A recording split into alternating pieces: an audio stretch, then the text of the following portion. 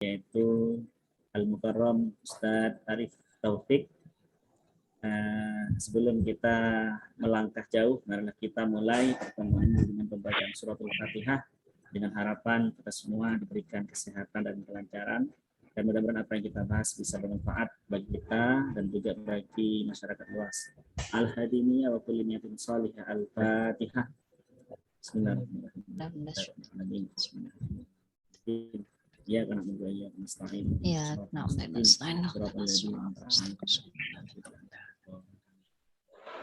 Amin. Baik, untuk mempersingkat waktu, mari kita berikan waktu seluas-luasnya kepada pemateri kita pada siang hari ini, yaitu Ustadz Arif Taufik. Pada beliau waktu yang tepat dipersilakan. Fadhol ya Ustadz. Bismillahirrahmanirrahim. Assalamualaikum warahmatullahi wabarakatuh. Waalaikumsalam warahmatullahi wabarakatuh. Alhamdulillah, salatu wassalamu ala Rasulillah wa ala alihi sahbihi mawala amma ba'du. Yang saya hormati Profesor Dr. Hajah Setiah MPD selaku pengampu materi pemikiran Islam. Kemudian yang saya banggakan seluruh rekan-rekan seperjuangan, mahasiswa program doktoral pasca sarjana UIN Malang ya. Pada siang hari ini saya akan mencoba membahas salah seorang tokoh pendidikan Islam klasik ya. Semua insya Allah kita sudah pernah mendengar nama beliau begitu harum ya di telinga kita ya, di dunia Islam bahkan di dunia Barat. Karena itu pada kesempatan yang berbahagia ini saya akan mencoba kembali mengangkat tema ini. Mudah-mudahan kita bisa kembali mengambil manfaat dan hikmah dari pemikiran-pemikiran beliau ya, yang masih insya Allah relevan ya di masa sekarang ya.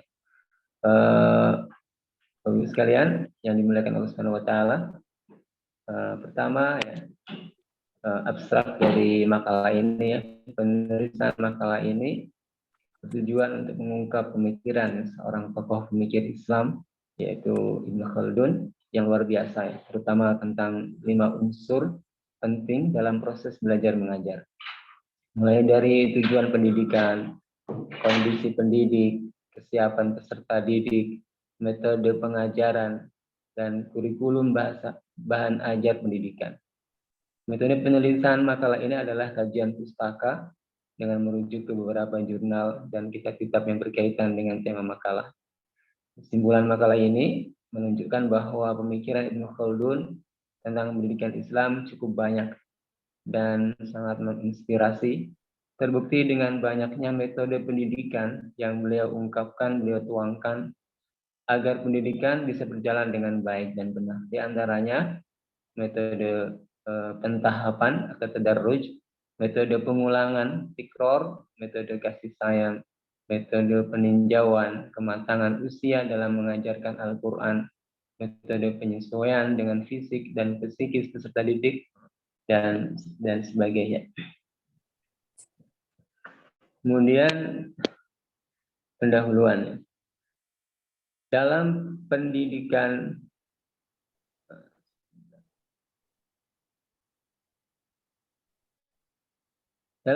Islam ya, hampir semua kalangan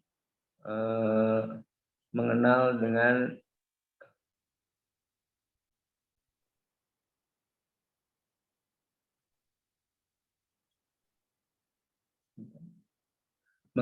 sosok intelektual dan pemikir Islam yaitu Ibnu Khaldun. Saya lihat sebentar.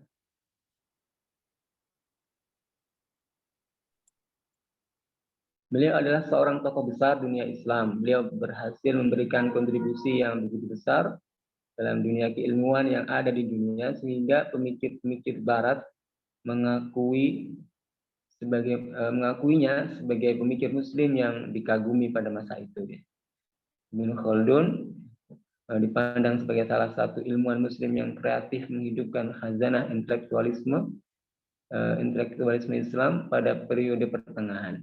Reputasi keilmuan Ibnu Khaldun secara realitas memang diakui oleh dan dikagumi oleh kaum intelektual baik dari kalangan barat maupun dari kalangan timur. Sungguh banyak predikat yang disandang kepadanya ya olehnya. Ibnu Khaldun terkadang disebut sebagai seorang sejarawan ya, ahli filsafat ya. Kadang juga disebut sebagai seorang ahli sejarah, sosiolog, ekonom, geografer ya, ilmuwan politik dan lain-lain.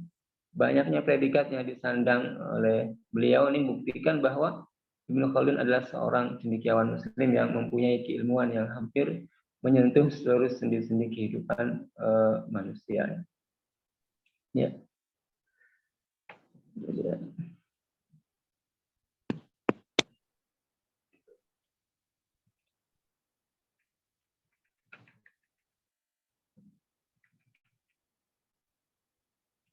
Di antara pemikir barat yang memberikan pengakuan terhadap kebesaran Ibnu Khaldun adalah Charles Isway ya. Beliau mengatakan bahwa tidak berlebihan kalau Ibnu Khaldun merupakan tokoh yang paling besar dalam ilmu-ilmu masyarakat di antara selang waktu Aristoteles dan Machiavelli ya. Dan karena itu beliau berhak mendapatkan perhatian tiap-tiap orang yang menaruh minat terhadap ilmu-ilmu itu. Dan beliau melebihi pengarang-pengarang Eropa dan Arab sezamannya. Karena kemampuannya memecahkan berbagai persoalan yang menguasai manusia sekarang ini seperti kodrat dan sifat masyarakat, pengaruh iklim dan pekerjaan dan manusia, dan metode pendidikan yang paling baik. Ibnu Khaldun telah banyak menghasilkan karya tulis dalam bidang ilmu dan berbagai bidang ilmu, namun meskipun banyak karya yang dihasilkan, justru ketenarannya bukan karena kitab yang banyak tadi, tapi ketenarannya lebih banyak dikenal ilmuwan dengan adanya kitab Muqaddimahnya, kitab Muqaddimah Ibnu Khaldun. Gitu. Karena seluruh bangunan teorinya tentang ilmu sosial, kebudayaan dan sejarah semua termuat dalam Muqaddimahnya. Bahkan kitab Al-Bar hanya merupakan bukti empiris historis dari teori yang telah dikembangkan. Baik, biografi Ibnu Khaldun ya. Silsilah keluarganya ya, nama lengkap Ibnu Khaldun adalah Abdurrahman bin Muhammad bin Hasan bin Jabar bin Muhammad bin Ibrahim bin Abdurrahman bin Khaldun ya. Panjang biasa gitu, orang Arab namanya emang disebut-sebut sampai ya ke berapa? Kadang 7 turunan. Jadi dilahirkan di Tunisia ya, Afrika Utara pada tahun 732 Hijriah atau 1332 Masehi. Dari keluarga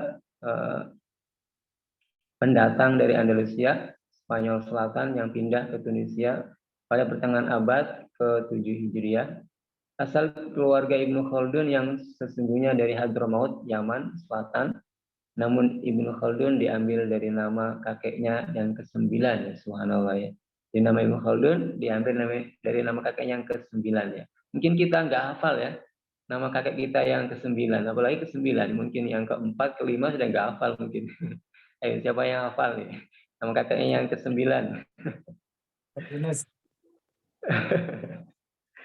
Kakeknya merupakan pendatang pertama dari keluarga Andalusia sebagai anggota pasukan Arab penakluk wilayah bagian selatan Spanyol.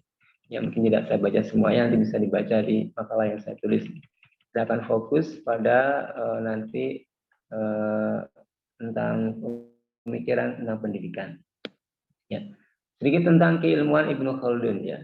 Keilmuan Ibnu Khaldun. Ibnu Khaldun seorang filosof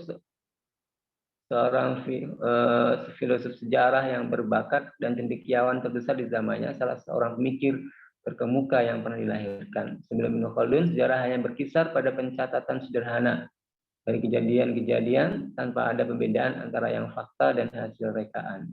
Ibnu Khaldun hidup pada saat di mana dunia Islam mengalami pergumalan dalam berbagai bidang sebagai akibat adanya beberapa proses peralihan kekuasaan pemerintahan. Dalam perspektif sejarah Islam, abad ke-14 Masehi merupakan masa kemunduran dan perpecahan.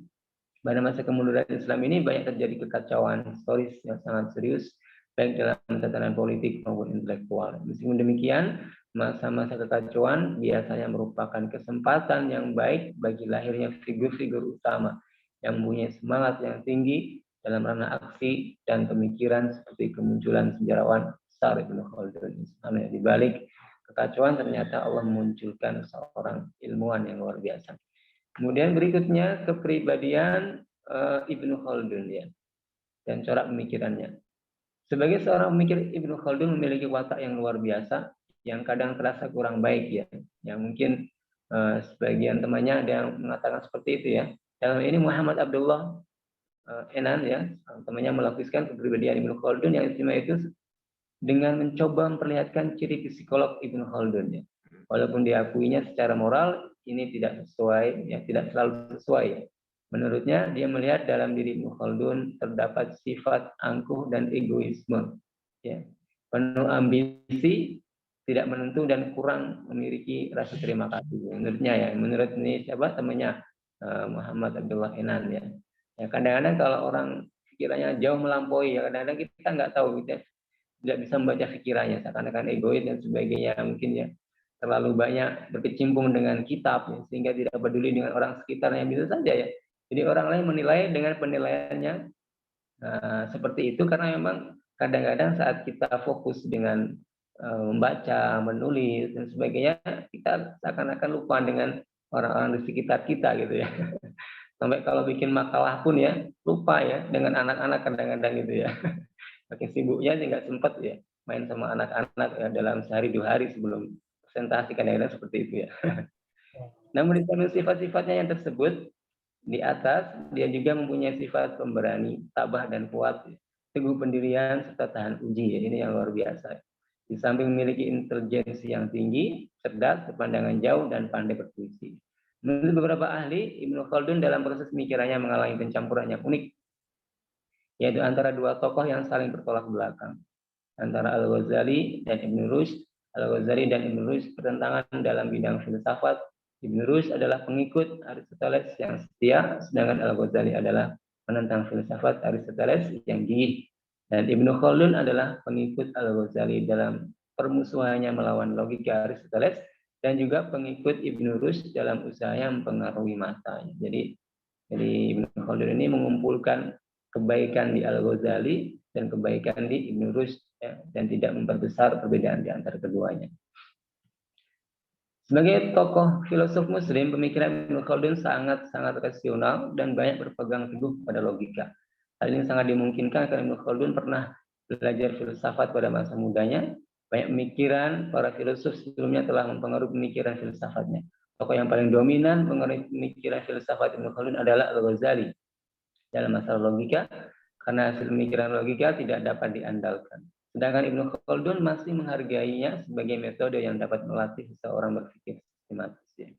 Ibnu Khaldun adalah salah satu sarjana muslim waktu itu yang menyadari arti pentingnya praduga dan kategori dalam pemikiran untuk menyelesaikan perdebatan ya, intelektual. Barangkali karena itulah seperti anggapan Fuad Bali ya, bahwa Ibnu Khaldun membangun suatu bentuk logika yang realistik sebagai upayanya untuk mengganti logika idealistik. Aristoteles yang berpola paternalistik, absolutistik, ya, spiritualistik, ya. Sedangkan logika realistik Ibnu Khaldun ini berpola pikir realistik, temporalistik, materialistik. Ya, intinya sangat realis dan berpegang teguh kepada realitas. Baik, berikutnya pembahasan. Fokus ini masih mukadimah tadi ya, sekarang pembahasannya. Ibnu Khaldun telah menuangkan pemikirannya tentang pendidikan ya. Dalam karyanya yaitu Al-Muqaddimah ya. Dalam buku tersebut beliau mengatakan bahwa barang siapa yang tidak terdidik oleh orang tuanya, maka akan terdidik oleh zaman. Barang maksudnya ya, barang siapa yang tidak dipengaruhi, tidak memperoleh tata karma ya yang dibutuhkan sehubungan pergaulan bersama melalui orang tua mereka yang mencakup guru-guru dan para sesepuh, dan tidak mempelajari hal itu dari mereka, maka ia akan mempelajarinya dari bantuan alam, dari peristiwa-peristiwa yang terjadi di sepanjang zaman yang akan, dan zamanlah yang akan mengajarkannya. Artinya ya tentunya berbeda ya, kalau zaman yang mengajarkan seseorang dengan kalau dia belajar dari orang tuanya, belajar dari guru-gurunya, tentunya akan berbeda. Pengajaran zaman mungkin lebih keras ya. Mungkin Ustaz Hambali lebih paham ya, yang hidup di ibu kota ya. Ibu kota katanya lebih kejam daripada ibu tiri. Ya. Betul itu. Kita lanjutkan. Menurut Ibnu Khaldun, pendidikan yang baik harus ada 5 unsur dasar yang sebagaimana kita ketahui bersama. Ternyata ini Ibnu Khaldun juga sudah merumuskan hal ini. Yang pertama, tujuan pendidikannya. Pendidikan merupakan aktivitas yang bersifat perenungan dan pemikiran ya, agar jauh dari aspek pragmatis dalam kehidupan. Ya. Akal ya, mendorong manusia agar memiliki pengetahuan untuk kepentingan diri manusia. Pendidikan harus disandarkan pada pengamatan dan pengamalan ya, agar mencapai keberhasilan, kemandirian, dan keberanian dalam menghadapi kenyataan. Maka dari itu Ibnu Khaldun berpendapat bahwa tujuan pendidikan Islam yang ideal serta praktis yang mencapai 3 unsur ya, di antaranya pertama pengembangan kemahiran. Pengembangan kemahiran dalam bidang tertentu. Potensi pada setiap manusia tidak dapat diraih kecuali dia telah memahami dan mendalami satu ilmu tertentu. Ibnu Khaldun mengatakan bahwa sebabnya karena keterampilan dalam ilmu pengetahuan akan aspeknya yang beragam, serta penguasaan atasnya merupakan hasil dari kemahiran. Yang kedua, penguasaan keterampilan profesional sesuai dengan tuntutan zaman. Pendidikan ditujukan untuk mendapatkan keterampilan yang kreatif pada profesi tertentu untuk menunjang kemajuan dan kontinuitas kebudayaan serta peradaban umat manusia. Yang ketiga, pembinaan pemikiran yang baik ya. Ya intinya ya Ibnu Khaldun dalam tujuan pendidikan ada 4 hal: penguasaan keterampilan profesional sesuai dengan tuntutan zaman ya. Pendidikan ditujukan untuk mendapatkan keterampilan yang kreatif dan profesi tertentu ya. Ya seperti sekarang mungkin ya masih relevan, banyak masing-masing orang sesuai dengan bidangnya masing-masing ya. Untuk menunjang kemajuan dan komunitas kebudayaan serta peradaban umat manusia, kemudian pembinaan pemikiran yang baik. Kemudian berikutnya unsur pendidikan adalah kedua pendidik ya. Menurut Ibnu Khaldun, menjadi pendidik harus mempunyai yang pertama ya pengetahuan yang luas, sekaligus pribadi yang baik ya. Sebab menjadi pendidik tidak hanya sekedar mengajar ya dalam kelas, akan tetapi pendidik sebagai contoh atau teladan untuk peserta didik ya. Jadi yang kedua, pendidik sebagai contoh atau teladan untuk peserta didik. Ini hal yang harus dimiliki oleh seorang pendidik. Kemudian yang ketiga, pendidik mempunyai sikap dan perilaku yang penuh dengan kasih sayang kepada peserta didik. Subhanallah. Nah, mungkin ini yang sering dicontohkan oleh Rasulullah Shallallahu Alaihi Wasallam ya. Bagaimana Rasulullah bersikap kepada anak-anak kecil ya, yang mungkin ya, menurut kita kadang-kadang kita biarkan, tapi Rasulullah dia bertemu dengan anak kecil bila mengucapkan salam, nggak peduli dia kecil atau besar, Rasulullah menghargai setiap orang ya, yang menghormati dan menyayangi setiap orang, sehingga seakan-akan setiap sahabatnya itu merasa dia adalah orang yang paling dikasihi oleh Rasulullah Shallallahu Alaihi Wasallam. Karena apa?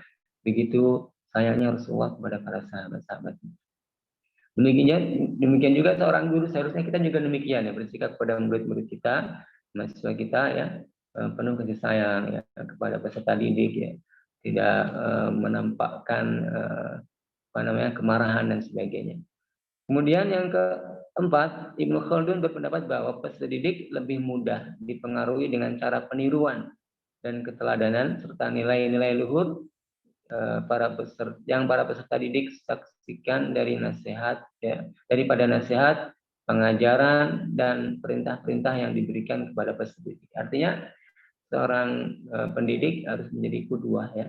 Dengan menjadi qudwah yang baik, teladan yang baik itu merupakan pengajaran yang melebihi sekedar nasihat-nasihat ya, sekedar perintah-perintah ya. Kalau kita melihat guru kita ternyata yang terdepan ya dalam melakukan kebaikan, yaitu merupakan sebuah semangat dari kita untuk mengikutinya meskipun tanpa diperintah. Nah, inilah yang dilakukan juga oleh Rasulullah SAW. Inilah Rasulullah memerintahkan kepada suatu hal kecuali beliau sudah sudah melakukannya. Nah, kemudian yang ketiga ya, adalah peserta didik ya. Ibnu Khaldun berpendapat bahwa peserta didik ya sebagai muta'allim ya atau sebagai manusia itu membutuhkan bimbingan meskipun sudah segelar doktor ya. Nah, kita tetap sebagai muta'allim ya, sebagai pelajar yang terus membutuhkan bimbingan dari dosen-dosen kita ya. Nah, kemudian yang kedua, peserta didik dituntut mengembangkan segala potensi yang Allah SWT anugerahkan kepadanya. Semua potensi dari pemikiran ya, dari segi karya tulis ya, dari segi cara menyampaikan dan sebagainya, dari berbagai segi ya. Ini dituntut terus mengembangkan agar terus meningkat kualitasnya peserta didik tersebut, dan tentunya dengan bimbingan para dosen-dosen kita. Yang ketiga, peserta didik sebagai objek dalam pendidikan yang sangat memerlukan pendidik untuk proses belajar mengajar ya. Di objek kita sangat membutuhkan seorang pendidik ya dalam proses belajar mengajar. Kemudian yang keempat, perkembangan belajar pada manusia dipengaruhi oleh perkembangan kepribadian manusia ya. Perkembangan belajar pada manusia dipengaruhi oleh perkembangan kepribadian manusia. Nah, selanjutnya ini yang paling penting ya, yang paling panjang diuraikan oleh Ibnu Khaldun dan beberapa karangannya adalah metode pembelajaran. Jadi Ibnu Khaldun berpendapat bahwa metode pembelajaran yang harus digunakan dalam proses belajar mengajar, beliau mengusulkan banyak metode ya, diantaranya adalah metode pentahapan, tadarruj ya. Jadi proses belajar mengajar, pengetahuan yang efektif dapat dilakukan dengan cara berangsur-angsur, setapak demi setapak, ya, perlahan demi perlahan-lahan ya. Sebab pendidik harus memahami kemampuan akal dan kesiapan peserta didik secara menyeluruhnya. Ya, ini mungkin ya yang kita lihat dari bagaimana Allah Subhanahu wa taala menurunkan Al-Qur'an secara berangsur-angsur ya. Al-Qur'an dan faraqnahu litaqra'ahu 'alan nasi 'ala mukthi wa nazzalnahu tanzila. Dan Al-Qur'an diturunkan kepada Nabi Muhammad SAW dengan secara tanzila, berangsur-angsur. Tentunya untuk memudahkan dicerna oleh Nabi Muhammad SAW. Nah, inilah tadarus sangat penting. Jangan sampai kita terburu-buru dalam memberikan materi kepada siswa kita, hingga pengennya cepat pinter ya, tapi ternyata nggak paham semuanya. Dan inilah ya mungkin metode yang paling saya sering lihat tuh Ustadz Gontor ya, ini yang sering mempraktekkan ya bagaimana tadarusnya mereka mengajar bahasa Arab ya.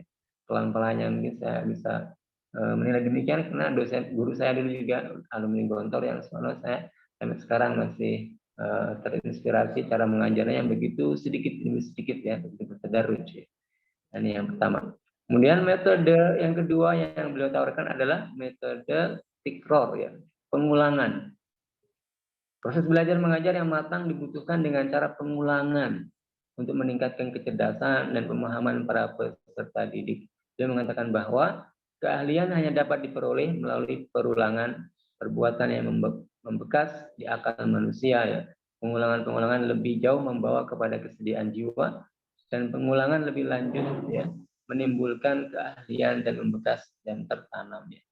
Oleh karena itu ya di antara perkataan siapa ya? Imam Ali bin Abi Thalib atau siapa ya? Atau Mbah Hasyim Asy'ari ya, saya lupa. Jadi meskipun kita sudah mendengar ilmu 1000 kali ya, maka kita tidak boleh apa? Bosan. Kita seperti mendengarnya baru pertama kali ya.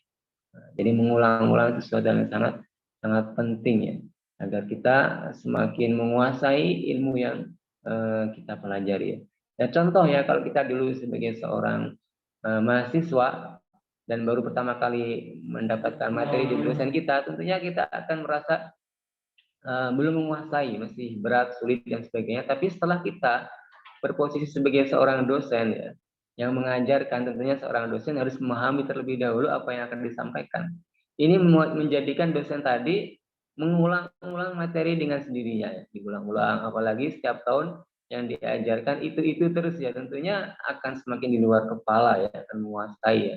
Kalau kita melihat dosen kita mungkin begitu piawainya menyebutkan dalil-dalil, menyebutkan ya hal-hal yang subhanallah yang luar biasa, ternyata itu hasil dari pengulangan bertahun-tahun yang diajarkan kepada mahasiswa ya. Ada yang sampai 20 tahun dia mengajar materi ini ya. Tentunya tidak heran kalau kita tahu sudah 20 tahun mengulang-ulang materi tersebut sehingga di luar kepala itu sudah merupakan hal yang wajar ya. Ini adalah metode pengulangan ya, tikror. Kemudian yang ketiga, metode kasih sayang, maksudnya ya. Ibnu Khaldun menganjurkan agar menerapkan sikap kasih sayang pada peserta didik ya, agar peserta didik itu nyaman saat belajar ya. Karena kenyamanan itu menjadikan seseorang yang lebih paham ya, seseorang lebih bersungguh-sungguh kalau nyaman. Tapi kalau tidak nyaman, maka ya buru-buru mau belajar ya. Lihat kitabnya aja mungkin sudah nggak mau ya. Masuk kelas juga mungkin tidak mau, malas dan sebagainya. Karena ada perasaan yang tidak nyaman.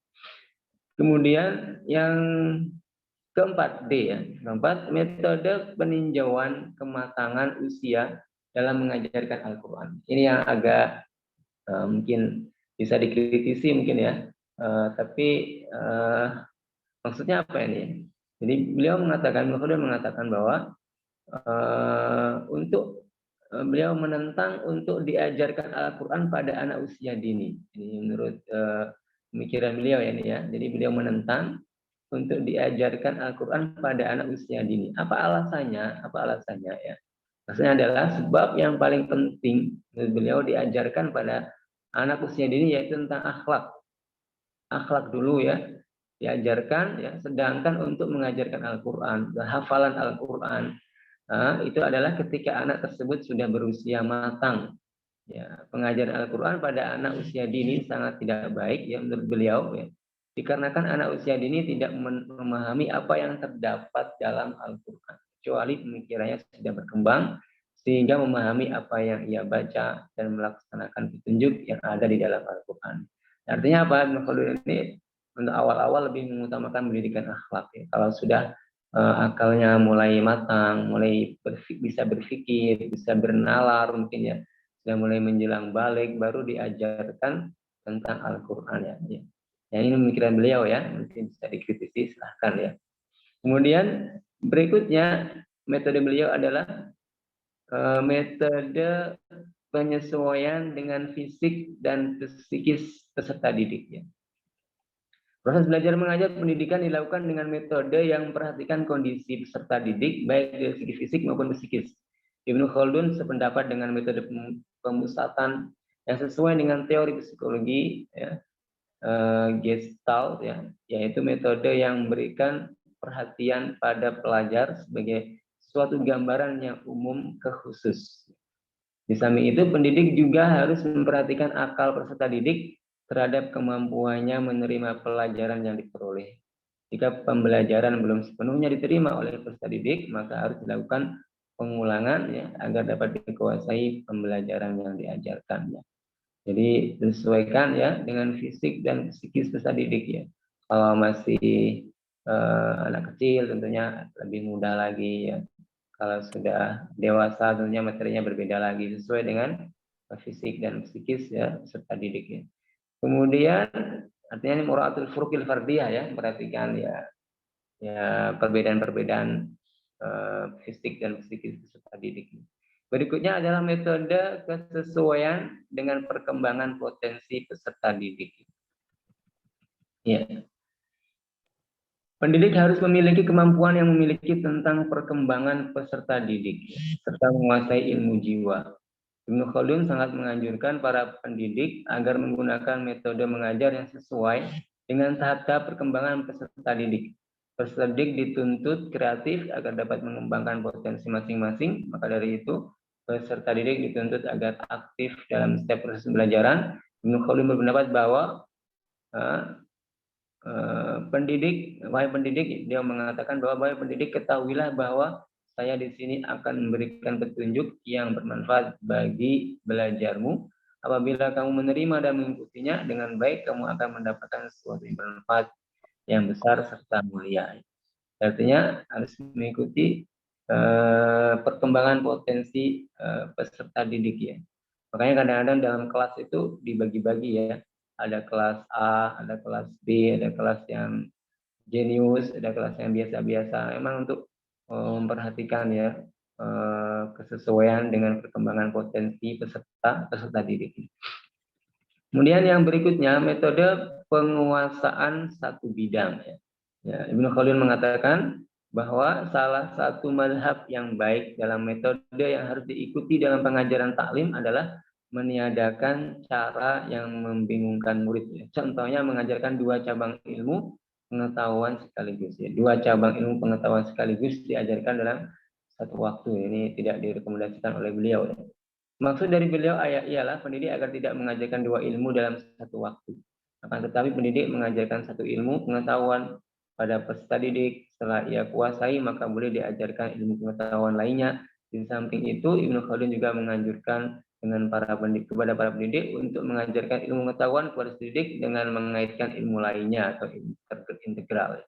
Jadi kalau zaman dahulu ya, kalau saya ngaji sorok ya di pesantren kadang menerapkan ini juga ya kan. Tidak pindah kepada satu kitab kecuali sudah selesai kitab tersebut ya. Kitab pertama kita belajar tentang tafsir ya.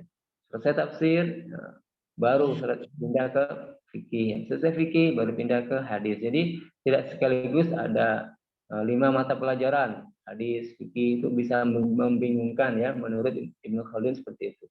Jadi menurut metode beliau, sebaiknya metode harus penguasaan satu bidang dulu. Kalau sudah selesai, fokus, baru pindah. Satu fokus, baru pindah. Ini metode yang kadang-kadang diterapkan di pesantren, namanya metode Sorogan ya. Kemudian berikutnya metode beliau adalah metode widya wisata atau rihlah. Nah, metode rihlah tadi banding kita ya.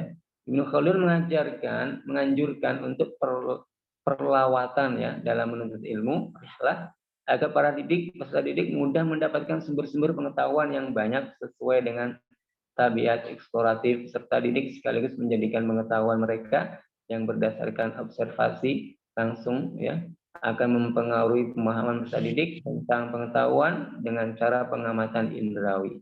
Ibnu Khaldun berpendapat bahwa berkelana mencari ilmu merupakan keharusan untuk mendapatkan faedah pengetahuan sekaligus kesempurnaan yang hanya bisa dengan bertatap muka ya dengan orang-orang yang berpengaruh. Berarti metode sekarang ini kurang sesuai ya.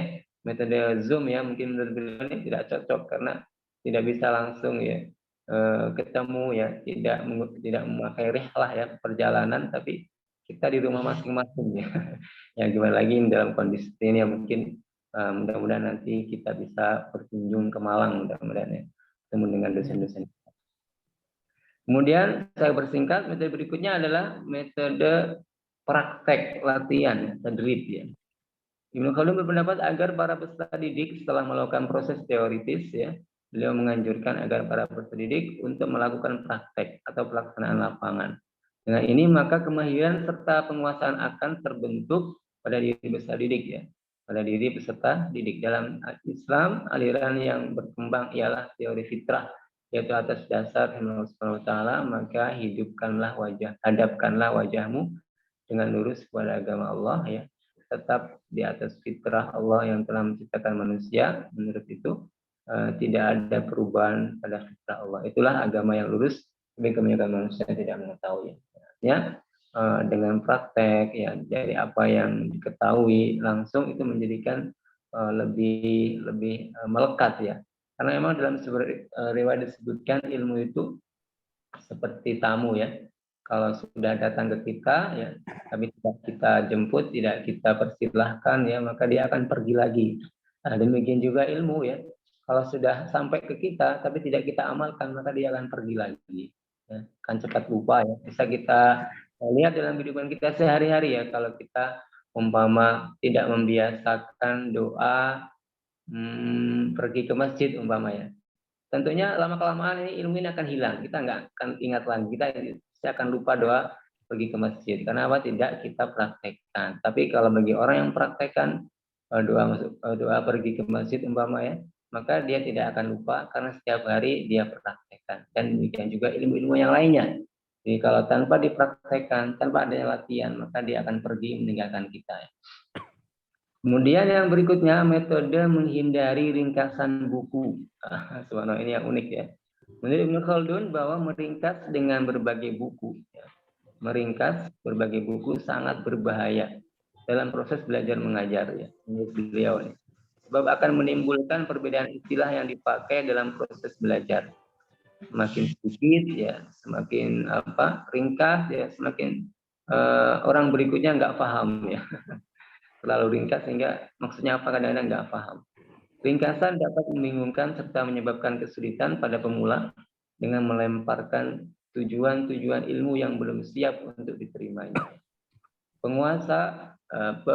Penguasaan yang didapatkan pula dari ringkasan sangat kurang dan ringkasan merusak pengertian yang membutuhkan penjelasan secara rinci. Ya. Ibnu Khaldun berpendapat bahwa pendidik harus orang-orang keahlian atau profesional dalam profesi mengajar. Nabi Muhammad SAW sabda, jika sesuatu diserahkan kepada yang bukan ahlinya, maka tunggulah kehancurannya. Ya. Jadi metode menghindari ringkasan menurut beliau ya. Jadi tidak usah meringkas, ya, tapi langsung baca dari aslinya. Artinya jangan, kalau kita meringkas boleh untuk diri kita, tapi kalau kita suka membaca ringkasan orang lain ya, nggak mau membaca kitab-kitab yang asli, Ummahatul Kutub, maka materi yang akan kita terima ya bisa jadi banyak kekurangan ya.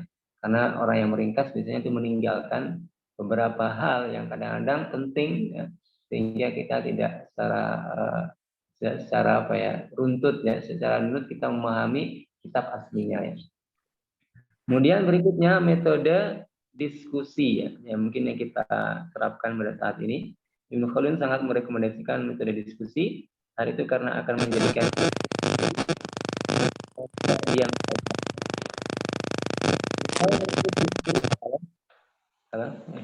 beliau suara saya jelas salah? Jelas, Pak. Ya, silakan. Ya. Beliau mengkritisi metode talqin yang hanya bersandarkan kepada hafalan semata tanpa pemahaman yang benar ya. Jadi beliau lebih menganjurkan metode diskusi ya, daripada metode talqin ya. Tentunya ya, ini harus dilihat juga, kalau menurut saya harus dilihat juga siapa yang sedang kita ajar ya. Kalau anak-anak kecil disuruh diskusi tentunya nggak nyambung gitu ya. Dia akan diem saja ya. Tapi kalau sudah taraf mahasiswa maka metode diskusi sangat cocok ya daripada metode talqin ya. Tentunya masing-masing mempunyai tempat yang sesuai. Kemudian terakhir metode memberi contoh yang baik ya. Ibnu Khaldun melihat bahwa siswa akan lebih cepat tersentuh dengan qudwah hasanah daripada sekedar nasihat dan pengarahan. Oleh karena itu sudah seyogianya seorang guru menjadi guru, menjadi suri tauladan yang baik terhadap siswanya. Inilah ya 12 metode yang saya rangkum dari metode-metode pembelajaran yang ditawarkan oleh seorang tokoh ya, Ibnu Khaldun rahimahullah taala. Kemudian berikutnya kesimpulannya. Jadi kesimpulannya ya, pemikiran Ibnu Khaldun tentang pendidikan Islam cukup banyak ya. Jadi ini yang saya sebutkan belum semuanya ya, sebagian ya. Dan sangat menginspirasi. Tidak hanya mementingkan keagamaan saja, melainkan juga dari segi keduniaan juga ya. Menurutnya keduanya tidak kalah pentingnya, keduanya harus sama-sama diberikan kepada anak didik ya. Dalam pandangannya, Ibnu Khaldun telah memahami secara mendalam betapa pentingnya psikologi pendidikan bagi guru-guru agar memberikan mata pelajaran tidak diberikan secara sekaligus, melainkan diberikan secara bertahap dari yang sederhana kepada yang kompleks ya. Dan juga tidak menggunakan kekerasan dalam proses belajar mengajar ya. Mungkin dulu ya kita sering mendengar di kantor sangat tegas gitu ya, sering ada hukuman cambuk gitu ya atau pukulan apa dia, tapi sekarang sudah tidak insya Allah ya. Beliau sangat perhatian dengan metode pendidikan. Oleh karena itu beliau munculkan banyak metode pendidikan agar bisa berjalan dengan baik dan benar. Di antaranya tadi ya yang disebutkan metode tadarruj, metode tikror, metode sayang, metode kematangan, peninjauan kematangan usia, metode kesesuaian dengan perkembangan potensi, metode rihlah, metode penguasaan sebidang dan selanjutnya. Menurut Ibnu Khaldun, metode diskusi menurut Ibnu Khaldun, Al-Quran adalah sebagai pelajaran awal yang harus diberikan kepada anak ya. Tentunya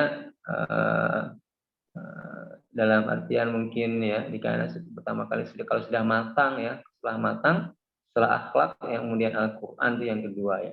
Jadi setelah akhlak tadi, pelajaran awalnya adalah Al-Quran. Jika sudah mencapai taraf perkembangan berpikir sesuai dengan tingkat kemampuan anak tadi ya, jadi pertama kali setelah anak sudah mulai bisa mencapai taraf perkembangan berpikir, maka pertama kali yang diajarkan adalah Al-Quran. Karena ini akan menjadi dasar yang dijadikan sebagai fondasi bagi kelanjutan proses pendidikan dan pengajaran berikutnya. Wallahu a'lam bishawab. Mungkin ini pemaparan materi pada siang hari ini, mudah-mudahan bisa memberikan manfaat. Mohon saran dan tambahannya dari Profesor dan semua teman-teman yang ada di sini. Barakallahu fikum. Wassalamualaikum warahmatullahi wabarakatuh. Waalaikumsalam warahmatullahi wabarakatuh. Waalaikumsalam warahmatullahi wabarakatuh. Baik, terima kasih kepada Ustadz Arif atas takdirnya yang luar biasa, saya kira, terkait tentang pemikiran tokoh klasik Ibnu Khaldun tentang pendidikan Islam. Kalau boleh kami coba untuk mereview sedikit dari pemaparan beliau, Ustadz Arif barusan telah disampaikan bahwasanya pemikiran Ibnu Khaldun sangat luar biasa tentang pendidikan. Di sini ada 4 poin saya kira. Yang pertama, tujuan pendidikan sebagai pengembangan kemahiran dan keterampilan profesional. Kemudian yang kedua, pendidik yang harus mempunyai karakteristik menjadi teladan dan contoh dan juga punya kasih sayang. Kemudian yang ketiga adalah peserta didik. Kemudian yang keempat adalah metode pembelajaran yang tadi sudah disebutkan secara detail, mulai dari metode tadarruj, tikror, kasih sayang, dan seterusnya sampai metode diskusi dan memberi contoh yang baik. Nah, dari pemaparan beliau yang sudah sangat detail, saya kira sangat luar biasa untuk kita kembangkan dan didiskusikan. Ini sudah banyak yang lihat ya, angkat tangan. Kalau dari saya lihat ini dari Ustaz Lilis pertama, Ustaz Nurul kedua, dan Ustaz Agung dan juga Ustaz Mulyadi. Baik, memang sepertinya sekarang ini ladies first ya, atau Ustadzah first ya. Baik, monggo pertama kita berikan kesempatan kepada Ustadzah Lili Suaibah untuk memberikan taklik atau bertanya kepada pemateri. Fadhal Ustadzah. Syukran kasiran. Terima kasih banyak. Sebenarnya tadi yang angkat tangan pertama kayaknya Ustadz Agung ya. Nggak tahu karena saya yang paling berbeda ya di sini ya. Paling cantik. Ada Profesor Sutiah. Terima kasih kepada Roisul Jalsah yang telah memberikan kesempatan. Yang kami hormati Profesor Hajah Ustadzah Sutiah serta para asatidz di program doktoral ini. Baik, kita berbicara tentang Ibnu Khaldun itu sering mendengar nama beliau ya, karena beliau menguasai banyak sekali pengetahuan ya. Tadi yang terkenal itu adalah sosiologi, ekonomi, ya politik gitu ya. Tapi di sini yang diangkat adalah tentang pendidikan. Tadi yang dijabarkan adalah mulai dari latar belakang beliau, kemudian metode pembelajaran ya, yang menjadi ide pemikiran beliau. Yang menarik bagi kami adalah sebenarnya bukan hanya tentang pemikiran beliau, tapi saya ingin mengetahui di balik gitu ya, di balik sosok siapa gitu ya, atau bagaimana pola didikan gitu ya yang diajarkan oleh orang-orang, mungkin kedua orang tuanya sekitarnya, sehingga melahirkan sosok fenomenal seperti ini. Apalagi tadi disampaikan bahwa di latar belakang bahwa beliau dilahirkan di tengah carut marutnya kemunduran Islam ya. Kenapa kok bisa muncul satu sosok Ibnu Khaldun yang luar biasa ini begitu ya? Pasti itu ada pola didik yang sangat luar biasa yang dilakukan oleh orang-orang di sekitarnya, terutama orang tua. Di mana di situ orang tua, kalau saya lihat tadi di latar belakang beliau, sejak dini beliau sudah hafal Al-Quran. Akan tetapi di salah satu metode pembelajaran beliau itu disampaikan bahwa pengajaran Al-Quran itu tidak boleh dilakukan sejak dini, tapi harus dilakukan secara matang. Jadi seperti ada kontradiksi terhadap apa yang sudah dilakukan. Padahal saya pernah mendengar ada ini ya, ada pepatah gitu ya. Kita akan menyesali apa kebaikan ya yang tidak, kita akan menyesali sesuatu yang tidak kita lakukan. Tapi ini kan sudah dilakukan, sudah dicapai oleh Ibnu Khaldun bahwa beliau hafal Al-Quran sejak dini. Akan tapi dalam metode pembelajaran beliau ternyata beliau itu menyarankan begitu ya, pemikiran beliau bahwa pembelajaran Al-Quran tidak diperbolehkan sejak dini, tapi dilakukan ketika sudah matang. Tapi di situ tidak diketahui kematangan usia itu berapa gitu ya. Apakah setiap individu itu akan berbeda atau sama? Misalkan si A itu kematangannya usia 7 tahun, si B 8 tahun, si C 5 tahun. Itu enggak detail begitu ya. Kemudian yang kedua tentang metode penguasaan satu keilmuan begitu ya, tidak berpindah dari satu keilmuan ke keilmuan yang lain sebelum menguasai satu keilmuan. Di situ juga tidak dijelaskan itu di tingkatan apa, apakah di tingkatan tufuliyah anak-anak atau tingkat dasar atau menengah. Kalau mungkin metode pendidikan yang ada di Indonesia, apakah itu di tingkat atas yang metode yang pemikiran beliau itu seperti itu. Karena kalau melihat beliau itu keilmuannya kan sangat multi gitu ya, multidisipliner begitu ya, sehingga menjadi sedikit tanya ya bagi kami begitu ya. Kemudian yang ketiga, kira-kira dari semua metode tadi gitu ya, yang sangat relevan gitu ya dengan metode pendidikan yang ada di Indonesia ini supaya pendidikan kita itu semakin maju, semakin baik dan bisa melahirkan sosok-sosok sebagaimana tokoh-tokoh yang pernah ada di zaman kejayaan Islam seperti Ibnu Khaldun, Ibnu Sina atau Ibnu Rushd gitu ya. Itu yang mana begitu? Menurut pemateri begitu. Baik, terima kasih. Itu pertanyaan dari kami. Mudah-mudahan bisa menambah wawasan bagi kami. Assalamualaikum warahmatullahi wabarakatuh. Barakallahu fiik. Waalaikumsalam warahmatullahi wabarakatuh. Assalamualaikum warahmatullahi wabarakatuh. Syukron atas pertanyaannya Ustaz Lilis.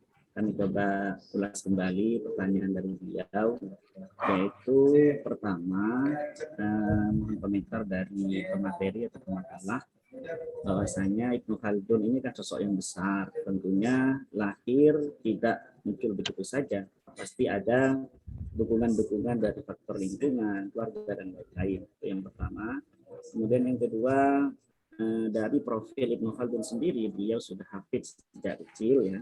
Namun di ajarannya beliau mengajarkan agar belajar Al-Quran ketika sudah pada usia matang. Kira-kira usia matang itu pada usia berapa, seperti itu mohon dijelaskan. Kemudian yang berikutnya, yang ketiga, metode pembelajaran juga harus konsisten pada satu pelajaran, jangan lompat-lompat seperti itu. Nah ini pada tingkatan apa juga, mengingat Ibnu Khaldun juga multi ilmuwan ya, beliau banyak sekali ilmu yang dimiliki seperti itu. Kemudian yang terakhir, dari metode yang banyak tadi itu, metode mana yang paling di Indonesia? Mohon penjelasannya atau jawabannya dari Ustadz Arif. Syukran. Saya barakallahu fiik, insyaallah. Sebenarnya ini bebas ya. Kalau mau ada yang menjawab terlebih dahulu juga boleh nih, yang lainnya.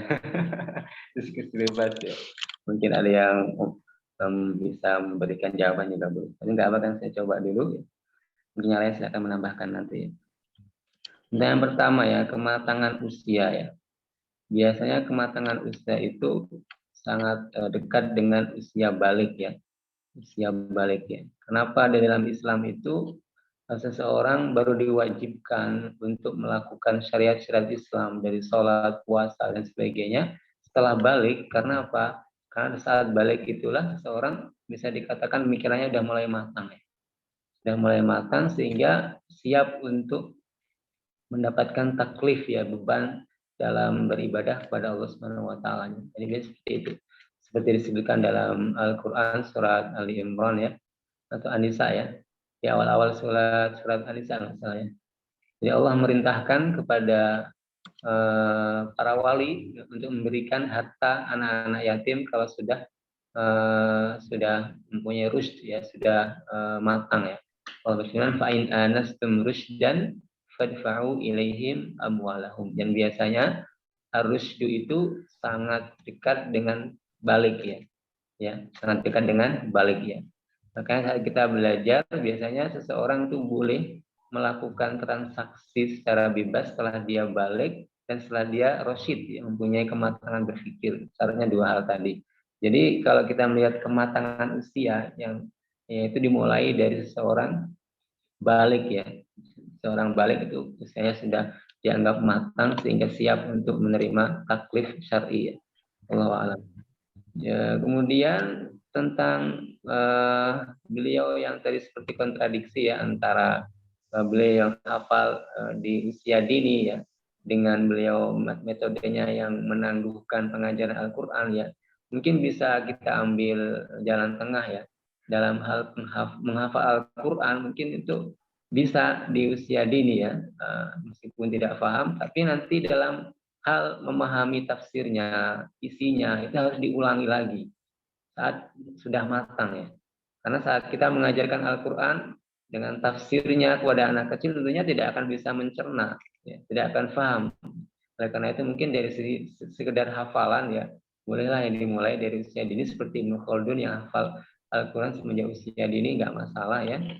Tapi yang jadi masalah adalah saat mengajarkan Al-Quran tentang terjemahnya, isinya, ya hukum-hukumnya kepada anak yang terlalu dini ini menjadikan dia tidak bisa mengambil manfaatnya. Ya, mungkin itu yang yang dikritisi oleh beliau. Ya. Jadi jangan terlalu berburu-buru mengajarkan Al-Quran dalam artian isinya dan kandungannya kepada anak-anak di usia dini di saat otaknya atau pikirannya belum matang, mungkin itu ya.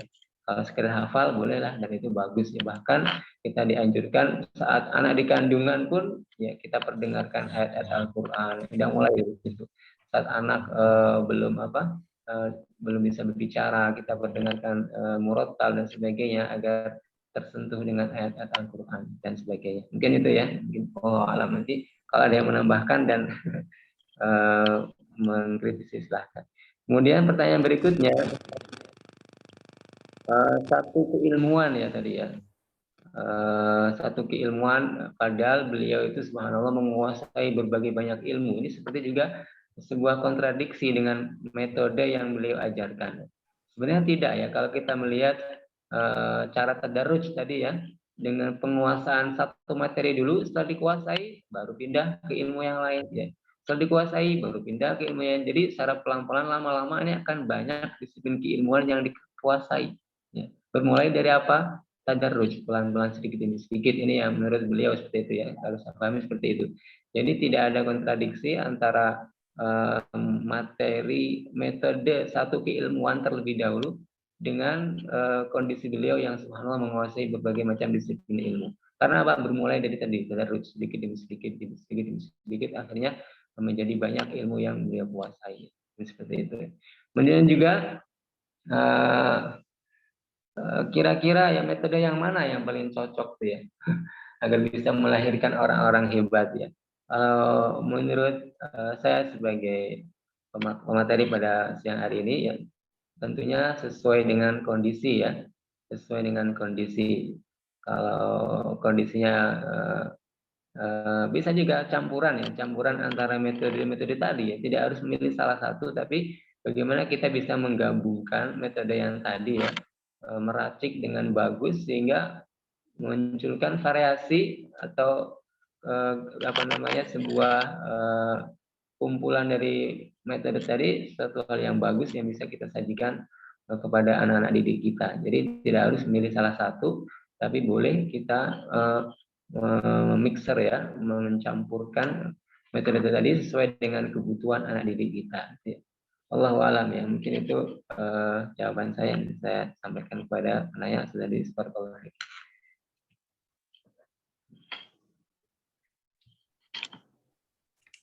Baik, syukran Ustaz Arif atas jawabannya. Untuk menyikat waktu, kita langsung beralih ke pertanyaan berikut. Nanti bisa kita undangkan di akhir. Oke, berikutnya Ustadz Mulyadi. Apa Ustadz? Baik, bismillahirrahmanirrahim. Padahal Ustaz Agung duluan ya. Saya lihat di sosok ini. Yang di atas. Baik, pertama ya syukron di Rais Dirsa. Syukron juga buat materi Ustaz Arif. Sangat menarik kalau kita bahas masalah Ibnu Khaldun. Saya juga lulusan Ibnu Khaldun. Betul sekali. Lulusan Ibnu Khaldun. Pertama di sini saya ingin memastikan di sana ada Ibnu Khaldun wa Ibnu Syaldun. Nah, kira-kira ini apa orang yang sama apa orang yang berbeda? Ibnu Khaldun sama Ibnu Syaldun. Ibnu Syaldun. Ada di Jakarta ya, Ustaz Ambali ada Universitas Sohih. Pakai Ibnu Chaldun dan Khaldun kalau di Bogor. Nah, di sini ada beberapa problem ya, masalah pendidikan di zaman kita yang menyelisihi pemikiran Ibnu Khaldun.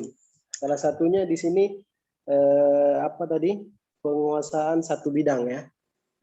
Dan tadi Ustaz Arif juga sudah menjelaskan ini bukan berarti maksudnya dalam satu penguasaan satu bidang berarti dalam satu waktu, bukan berarti penguasaan satu bidang seperti yang disebutkan Ustazah Lilis, Ibnu Khaldun menguasai beberapa macam keilmuan. Bisa jadi pemikiran Ibnu Khaldun ini diadopsi dari hasil didikan beliau dari orang tua. Yang saya mengatakan di sini ini adalah salah satu problem pendidikan di SD sekarang. Di usia yang sangat dini diajarkan berbagai macam ilmu. Kalau kita lihat SD sekarang, SDIT, pelajarannya seperti pelajaran-pelajaran di SMP di zaman beberapa tahun yang lalu. Bahkan sampai ada ungkapan mengharapkan satu pohon untuk tumbuh beberapa buah dalam satu saat. Kita menanam rambutan, yang kita mengharapkan dalam pohon rambutan ini ada mangga, ada ini, ada itu. Inilah ibarat yang sering diibaratkan pada sekolah sekarang. Ini pendapat sebagian orang. Kemudian ada hal yang menarik juga yang dilakukan oleh Ibnu Khaldun di sini, yaitu sikap terhadap perbedaan pendapat antara guru-guru beliau. Di antaranya tadi Al-Ghazali dan Ibnu Rushd. Jadi ini yang perlu kita praktekkan dalam kehidupan kita. Jadi kita kalau bisa kita hargai guru-guru kita tanpa merendahkan satu dan antara yang lain. Nah, pertanyaan saya di sini ada ungkapan yang tadi kata orang yang tidak terdidik akan dididik oleh alam ya, begitu saudara tadi ya. Ya. Apakah ungkapan ini tidak berbahaya? Ya, artinya kalau ada ungkapan begini nanti bisa jadi akan timbul suatu ketidakpedulian terhadap pendidikan. Allahu a'lam. Syukran Ustaz. Afwan. Ustaz Muzamil langsung. Baik, untuk pertanyaan semula yang bertanya Ibnu Khaldun sama Ibnu Syaldun tadi saya terus terang ya belum begitu paham. Setelah saya cari-cari nggak ada. Saya belum tahu menemukan tokoh yang satu lagi ya, yang nama miripnya mungkin nanti bisa saya cari lagi ya, mudah-mudahan bisa ketemu. Sebetulnya sama itu Ustaz. Sama saja penulisannya aja ya. Iya, yang di Jakarta di Bogor asal muasalnya sama karena pimpinan yayasannya ada konflik of interest, akhirnya harus itu politis lah ya. Prinsipnya sama. Ibnu Syaldun. Ibnu Khaldun yang di Jakarta itu dulu salah satu fakultas yang di Bogor Ustaz. Oh gitu. Iya, tapi karena memisahkan diri maka harus ada perubahan nama gitu. Baik Betul. Ustadz, itu masukan sedikit. Kebetulan kampusnya dekat di sini, paling berapa meter dari tempat saya duduk ini. Nah, berarti clear ya. Nggak perlu dicari lagi, Mas. Ada ya. Iya Ustadz. Iya, betul. Iya, tentang yang kedua, tentang ungkapan tadi ya, barang siapa yang tidak dididik oleh guru-guru orang tua, maka zamanlah yang akan mendidiknya ya. Ya, artinya memang itu bukan berbahaya Ustaz ya. Ini malah sangat mengharuskan kita untuk masuk dalam dunia pendidikan, mendidik anak-anak kita. Jangan sampai kita biarkan anak-anak kita di jalanan, dididik oleh jalan, dididik oleh zaman tanpa ya kontrol dari guru, orang tua dan sebagainya. Tentunya akan berbahaya seperti terkenal dengan anak-anak jalanan akhirnya ya. Banyak anak-anak jalanan yang kata-katanya kasar, yang perilakunya merugikan orang lain. Ya inilah ya zaman kalau mendidik jadi keras seperti itu ya. Ini lebih menganjurkan kepada kita untuk memasukkan semua anak-anak kita dalam dunia pendidikan ya. Kita kontrol dengan kita ajari hal yang benar biar tidak diajari oleh zaman yang keras tadi ya. Yang tidak sesuai dengan aturan-aturan. Wallahu a'lam. Mungkin berikutnya ya, waktunya sudah 2:30 nggak terasa. Yang Fadol, langsung saja Ustadz Agung. Bismillahirrahmanirrahim. Ikut meramaikan Ustaz dan coba membantu menjawab pertanyaan dari Ustaz Mulyadi yang terkait orang tua. Jika orang tua tidak mendidik anak, maka anak akan dididik oleh zaman. Tapi sebelum sampai ke situ, saya mau kembali dulu, mundur ke belakang, begitu. Sosok Ibnu Khaldun yang sama-sama kita tahu beliau ini adalah ulama yang komplit gitu ya, spesial komplit lah gitu. Selain pendidik, beliau juga ya karena tentu gagasan-gagasan pendidikannya banyak dikutip di buku tarbiyah atau pendidikan. Kemudian beliau juga ini adalah seorang negarawan dalam artian beliau meletakkan fondasi konsep negara dalam bukunya yang disebut Al-Madinah Al-Fadilah. Nama bukunya sama dengan bukunya Al-Farabi. Dan jangan lupa juga beliau ini adalah bapak sosiolog dunia. Jadi jauh sebelum Auguste Comte, seorang filosof positivistik Barat, menawarkan konsep tentang sosial atau ilmu sosial, Ibnu Arabi ratusan tahun sebelum, Ibnu Khaldun jauh sebelum Auguste Comte lahir sudah melakukan itu, sudah meletakkan gagasan-gagasan itu. Dan juga beliau ini juga sastrawan ya. Antum pernah dengar, kita semua pernah dengar buku Al-Muqaddimah Ibnu Khaldun. Itu sebenarnya nama pendeknya itu Ustaz. Sebenarnya nama bukunya itu panjang kalau tidak salah, dan nama bukunya itu bagus kalau tidak salah, apa namanya ya, Kitabul Ibari wa Diwanil Mubtada'i wal Khabari fi Ayyamil Arabi wal Ajami wal Barbari min Dawis Sultanil Akbari, kalau tidak salah seperti itu. betul.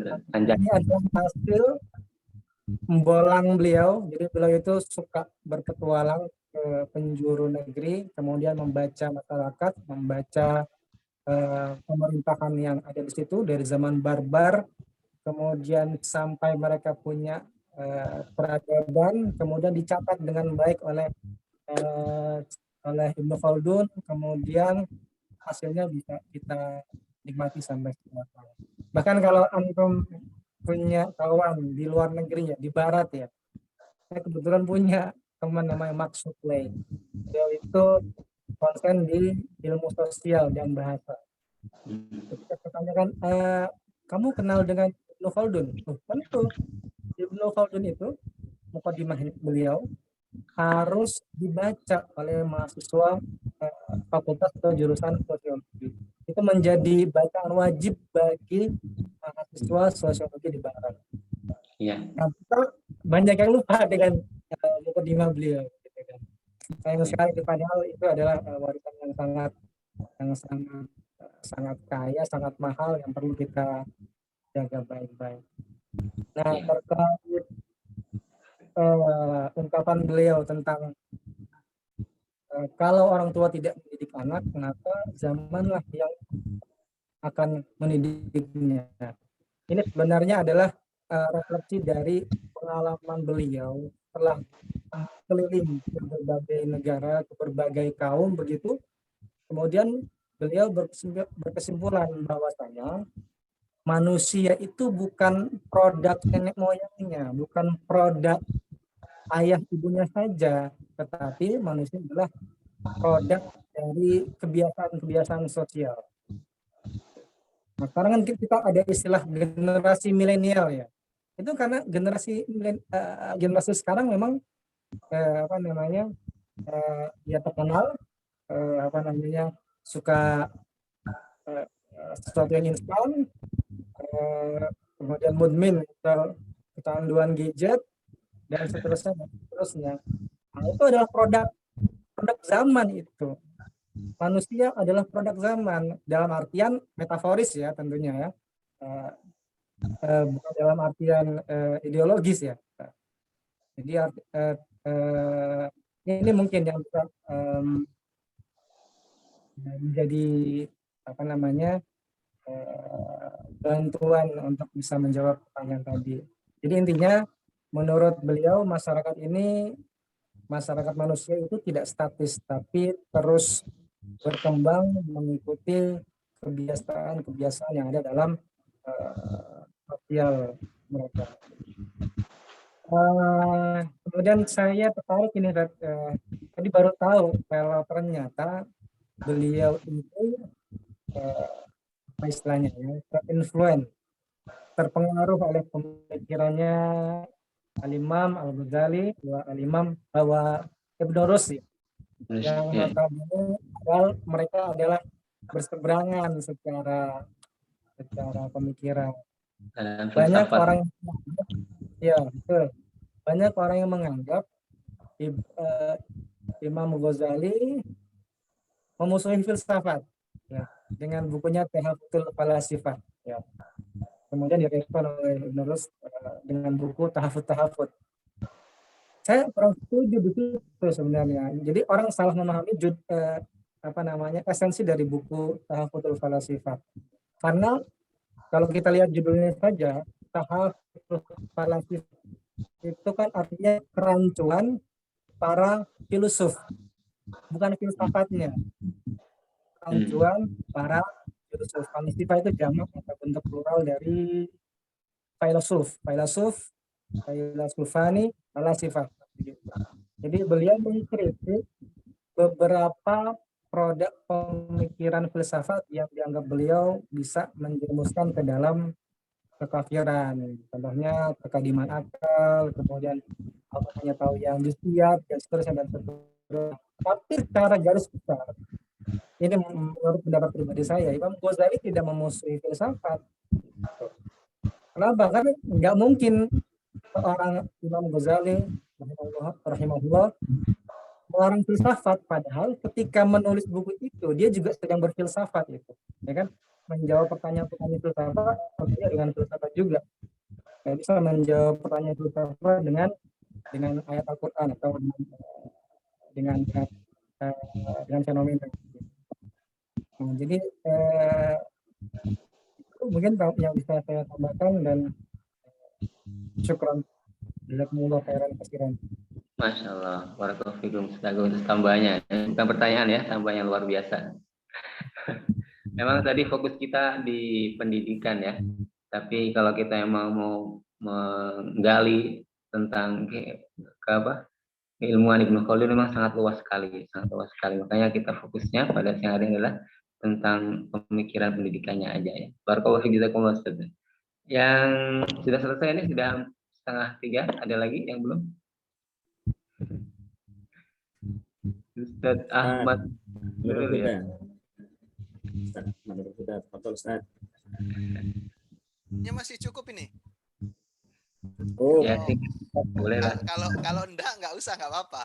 Ustaz. Singkat padat. Singkat padat. Oke. Kan. Bismillahirrahmanirrahim. Terima kasih kepada Ustadz Taufik, Ustadz Muzamil, serta Ustadzah Setiah. Langsung saja. Tadi saya tertarik, sebenarnya sudah hampir semua dibahas oleh rekan-rekan terkait mempelajari satu bidang itu. Nah, saya hanya ingin meminta pendapat ini. Ini kan di sini pakar semua calonnya nanti. Nah, jadi kalau melihat dari pemikiran konsep Ibnu Khaldun tersebut, berarti nanti rokyu dari Ustadz seperti apa, monggo. Berarti konsep kalau menilik dari pemikiran Ibnu Khaldun, berarti konsep pendidikan yang ada di Indonesia ini salah kan? Semua dijejalkan anak kecil, harus belajar biologi, harus belajar fisika, toh nantinya jadi dosen bahasa Arab. Kan nggak bermanfaat, ya kan? Ya kan seperti itu maksudnya. Nah, saya pernah membaca artikel di Singapura itu nggak ada yang seperti itu, anak-anak harus belajar fisika, kimia segala macam, padahal minat dia ini. Tadi pernyataan Ustadz Mulyadi bagus juga, menanam satu pohon pengennya tumbuh buah apa, anggur, semangka, pisang, seperti itu kan. Nah, itu bagaimana sebagai seorang dosen ke depannya, apakah kita punya ide nantinya untuk merubah konsep pendidikan kita seperti apa? Terus satu lagi yang tertarik tadi tentang karakteristik kepribadiannya Ibnu Khaldun. Nah, sebagai seorang pendidik, bagaimana kita menghadapi seseorang dengan karakter yang seperti Ibnu Khaldun, yang egois atau mungkin dalam tanda kutip egois, kemudian angkuh atau tidak mempunyai rasa terima kasih, tetapi mempunyai bakat yang luar biasa. Nah, itu nanti kan terkadang orang-orang yang seperti ini disisihkan kan, kalau dia memang tidak kuat secara mental atau sokongan dari keluarga. Nah, itu bagaimana rokyu dari Ustadz dan Ustadzah ini? Itu saja pendapatnya, biar kan namanya diskusi biar terbuka seperti itu. Terima kasih, itu saja Ustadz dan Ustadzah.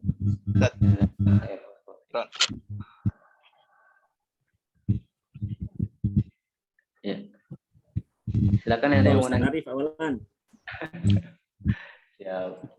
Ya memang subhanallah ya, sudah saya sampaikan tadi, metode sorogan yang di pesantren ini Ibnu Khaldun ya kan, Zamil ya.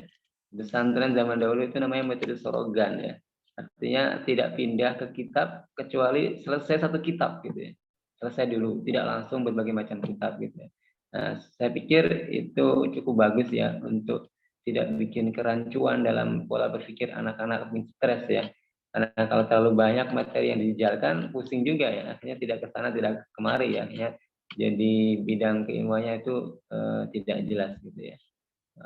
Kemudian jadi kedepannya mungkin ya, kalau kita bisa mengusulkan ke bagian yang bikin kurikulum ya, disingkatkan aja ya.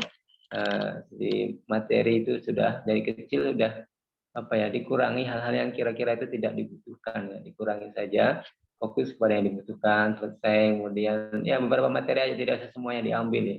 Kalau sekarang kan sampai 10 lebih itu materinya kadang. Jadi anak-anak kita tuh pusing dengan materi yang begitu banyaknya. Oh alam. Kemudian yang kedua tadi tentang apa? Akhlak tadi ya, akhlak. Ibnu Khaldun yang kadang-kadang ya dalam tanda kutip ada bilang dari egois dan sebagainya ya. Ya itu kan menurut pandangan temannya tadi ya, temannya, dan temannya juga sudah mengatakan ini belum tentu realistis, belum tentu sesuai dengan apa yang saya ungkapkan, ini belum tentu sesuai dengan kondisinya. Ini sepengetahuan dia gitu ya, sepengetahuan dia. Ibnu Khaldun itu secara psikologi mempunyai sifat-sifat tersebut ya. Jadi intinya setiap orang pasti mempunyai kelebihan dan juga ada kekurangannya ya. Jadi tentunya kita sebagai seorang guru dituntut untuk mengembangkan nilai-nilai positif ya yang ada pada siswa kita, dan berusaha mengobati ya nilai-nilai negatif. Kalau ada nilai negatif ya silakan diobati, diperbaiki agar kedepannya ya tidak muncul lagi nilai-nilai yang negatif tadi ya. Nah, tidak ada manusia yang sempurna, pasti masing-masing kita mempunyai kekurangan ya dalam sifat dan perilaku kita ya Allah alam. Mungkin silakan yang lain menambahkan. Ini harus kita kasih waktu Profesor nih, sudah waktunya sudah mau habis nih. Kita belum mendengarkan dari profesor kita nih. Ustaz Muzamil, langsung aja ke profesor ya. Mungkin langsungkan dulu, masih Ustadz Hambali masih angkat tangan. Kasihan dari tadi. Takut capek tangannya. Tonton Ustadz Hambali, singkat padat. Sudah diturunkan tangannya.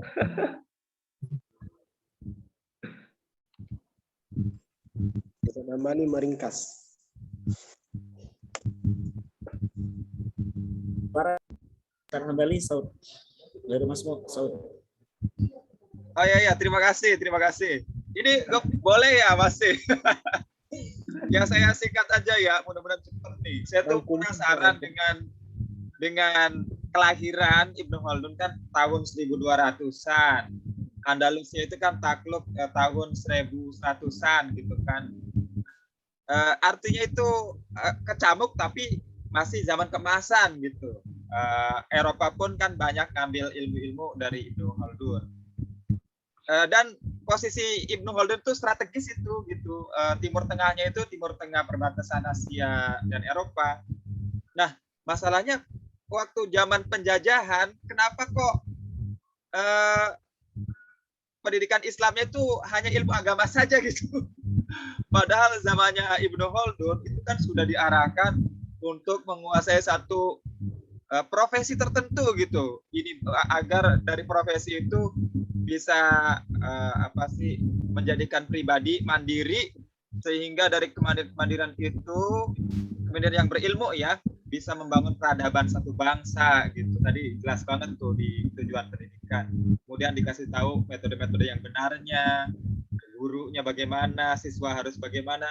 Tapi yang tertarik itu tadi tujuan pendidikannya jelas banget, yaitu harus menguasai satu bidang profesi sendiri gitu, sehingga menjadi pribadi mandiri yang bisa membangun bangsa, membangun peradaban. Itu jelas banget. Kalau kita bandingkan dengan tujuan pendidikan nasional kita itu normatif sekali gitu, menjadi insan yang pribadi, akhlak, berbudi pekerti luhur, mandiri, banyak banget, sehingga itu jadi karena terlalu normatif ya. Jadi mungkin si pendidik ini mengolahnya juga bagaimana itu juga mungkin bisa menjadi pengaruh ya. Tapi pada akhirnya sih dikonklusikan itu ahli pendidikan ada 3 ranah saja. Itu di bidang pendidikannya oke, akhlaknya dulu oke, kemudian mahir di bidang tertentu, kemudian tadi mahir tuh psikomotorik ya maksudnya, kemudian pinter di ilmu pengetahuannya atau interaksi dan satu lagi sosialnya ya. Iya, ada 3 hal itu sebenarnya sudah dari zaman Ibnu Khaldun gitu. Tapi kenapa di zaman penjajahan kok malah terfokus ke ilmu agama saja gitu ya? Itu padahal tahun 1100 itu ya pemikiran itu gitu. Ketika di tahun 1900 kok malah ada semacam gap gitu Pak, yang nggak terestafet dengan benar mungkin. Ya Pak, mungkin Ustadz. Terima kasih atas kesempatannya. Itu yang jadi penasaran. Baik, Pak. Ada yang mau menanggapi? Silahkan.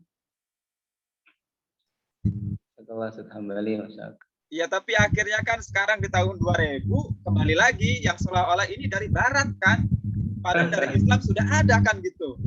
Iya betul. Seperti yang Ustadz Mulyadi sampaikan awal-awal di materi ilmu bahasa juga menyampaikan kan ada 3 ranah ilmu yang akan diperoleh siswa, wujdani, sakofi atau apalagi gitu kan, mahari. Itu kan konsep modern gitu. Saya nggak tahu Ustadz Mulyadi itu mungkin ngambilnya dari Ibnu Khaldun juga jangan-jangan. Tapi kan sesuai kan gitu dengan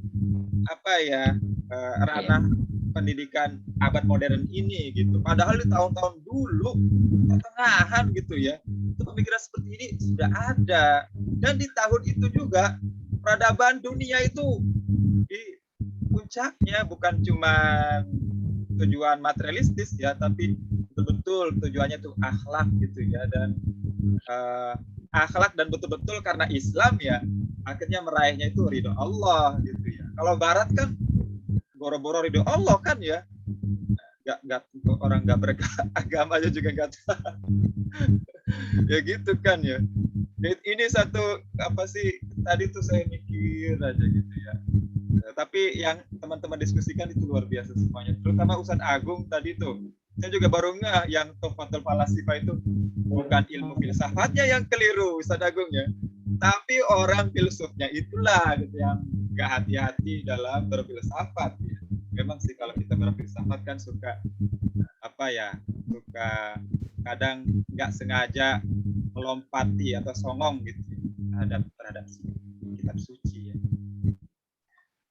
Baik Ustadz, itu mungkin jadi renungan bersama aja Ustadz, bahwa saya ingin menginfo saja bahwa pemikiran-pemikiran Islam dulu itu sebetulnya kalau kita kupas lagi ternyata malah di abad itu sudah modern gitu, sudah ada gitu ya, cuman mungkin malas aja kita. Ya mungkin terima kasih Ustadz atas kesempatannya. Ustadz Hambali, mungkin sedikit menambahkan apa namanya, mungkin kalau kenapa orang-orang dulu itu bisa sukses seperti itu, mungkin ya mendapatkan posisinya ya di posisinya, isinya di porsinya seperti itu ya. Atau kalau istilahnya mengilmukan ilmu atau memanusiakan manusia lah kalau bahasa lainnya. Jadi kenapa pada peradaban Abbasiyah itu bagus ilmunya? Karena mereka mau belajar dengan peradaban Yunani walaupun non-Islam seperti itu. Kemudian kenapa orang-orang Eropa Barat setelah Renaissance itu maju ya, karena mereka mau belajar kepada peradaban Islam yang maju dulu itu tanpa melihat apa sket agama seperti itu. Nah mungkin orang-orang terakhir ini, kita ini malas mau belajar ke Barat karena mungkin ada batasan-batasan sendiri seperti itu, batasan untuk bid'ah atau dan lain-lain. Mungkin itu yang membuat akhirnya sekarang kita malah kalah dengan, atau bisa dikatakan kurang maksimal ya ketimbang peradaban Barat seperti itu. Mungkin itu sedikit ada Ustaz Hambali. Baik, untuk menyingkat waktu, saya kira sudah sangat luar biasa pembahasan dari tadi. Ada poin-poin besar yang bisa kita terima dari makalah ini, dari pemikiran-pemikiran Ibnu Khaldun, dari pendidik, kemudian metodenya dan lain-lain yang sudah kita bahas bersama. Dan saya kira sudah ada saling menanggapi dan jawaban-jawaban sudah bisa kita terima. Mungkin kita berikan waktu kepada Profesor Hajar Surya untuk memberikan kalimat-kalimat penutup sekaligus kesimpulan dari apa yang kita bicarakan pada hari ini.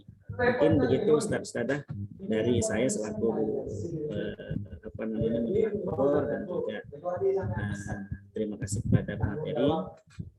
Selanjutnya kita berikan waktu kepada Profesor Hajar Surya.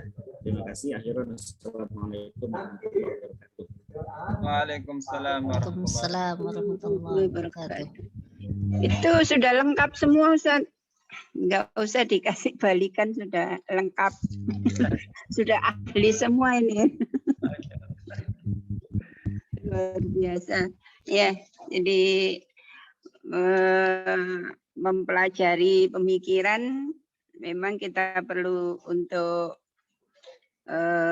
mengambil bagaimana kekuatan-kekuatan dari pemikiran yang dituangkan para pemikir ahli pendidikan dulu ya. Jadi kita ternyata kalau dilihat dari seorang Ibnu Khaldun, manusia bisa ada yang memiliki, kalau dikembangkan maksimal itu bisa potensinya bisa berkembang, menguasai berbagai disiplin ilmu kan gitu ya. Nah ini yang kadang-kadang justru sekarang banyak pembatasan-pembatasan. Asal itu memang sesuai dengan kapasitasnya. Memang ya beda-beda, tetapi bagi yang tidak memiliki kapasitas seperti Ibnu Khaldun, ya akan diarahkan sesuai dengan kekuatan atau kemampuan yang dimiliki. Dan ini sesungguhnya ini ya, jadi kalau kita membagi diversifikasi disiplin keilmuan atau pengembangan atau penjaluran anak-anak itu sudah menggambarkan kalau kamu memang memiliki kapasitas menjadi nanti pemikir ahli itu, kamu masuklah ke SMA. Jadi keahlian bisalah nanti untuk mempelajari keilmuan yang lebih mendalam. Tapi kalau kamu memang tidak memiliki kemampuan untuk berpikir lebih dalam atau tidak memiliki kemampuan-kemampuan yang menguasai pemikiran-pemikiran, nggak senang ke sana atau nggak memiliki passion ke sana, tapi lebih senang memiliki kemampuan dan ininya ke kerja, bisa dimasukkan ke vokasi. Dan yang diversifikasi lagi di situ juga ada berbagai kemampuan-kemampuan anak sesuai dengan ini yang dimiliki lah. Jadi ada yang difabel dan lain sebagainya. Ini juga bisa menggambarkan bagaimana kita memberikan pengajaran secara totalitas ya, kepada setiap individu. Itu kalau kita eksplorasi dari mengambil konsep karakter atau potensi ya, potensi yang dimiliki oleh Ibnu Khaldun.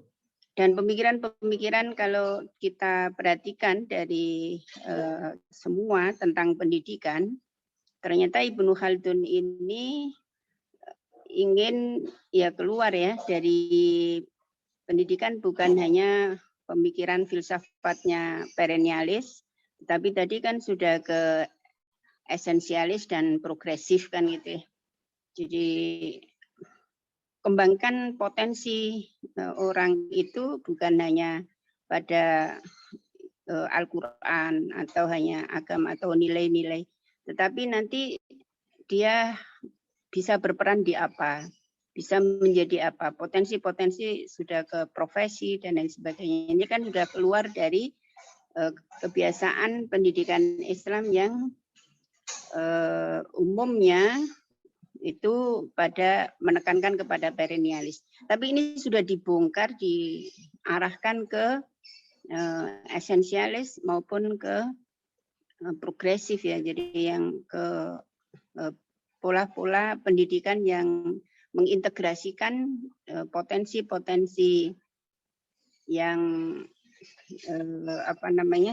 yang pembawaan maupun potensi-potensi yang ini yang harus dijalankan dalam kehidupan itu ya. Nah itu sudah dibongkar. Problemnya tadi kan pertanyaan besar. Kenapa saat itu sudah digaungkan, sudah ditemukan oleh Ibnu Khaldun, tetapi pendidikan Islam sampai hari ini masih berada di posisi belum menggembirakan kan itu ya. Ilmu pengetahuan dan teknologi tidak banyak ditemukan oleh secara kelanjutannya itu oleh kita, oleh umat Islam. Ini apakah konsepnya Ibnu Khaldun ini masih terlalu abstrak? Ya. Apakah konsep ini tidak dielaborasi dengan riset-riset seperti di Barat? Jadi pengembangan keilmuan ini yang dari konsep-konsep yang besar itu kita masih sering punya kebiasaan mendiskusikan konsep saja, tetapi bagaimana mengelaborasi menjadi temuan-temuan yang bisa dijalankan secara teknologisnya dan secara praktis atau operasionalnya. Itu tadi kan ada banyak sekali ya. Jadi kalau umpama tadi yang banyak diperdebatkan kekhawatiran tadi ya, bagaimana orang itu untuk bisa memahami satu keilmuan dan menguasai sampai tuntas dengan ilmu yang lain, itu pelajarilah ilmu satu baru ke ilmu yang lain. Di dalam ilmu desain pembelajaran itu kan bisa ditemukan untuk ini ya pengorganisasian isi bahan. Jadi sesungguhnya dia sudah memberikan rambu-rambu untuk bagaimana sih menata isi materi supaya tidak menjadi rancu kan itu ya. Jadi itu kan ada synthesizing dan juga ada lingkup atau ruang lingkup materi itu sudah ditata, kemudian bagaimana supaya materi itu ada prerequisite, umpama ada prasyarat yang harus dikuasai, berikanlah terlebih dahulu, baru nanti supaya tidak menjadi kesulitan untuk mempelajari berikutnya.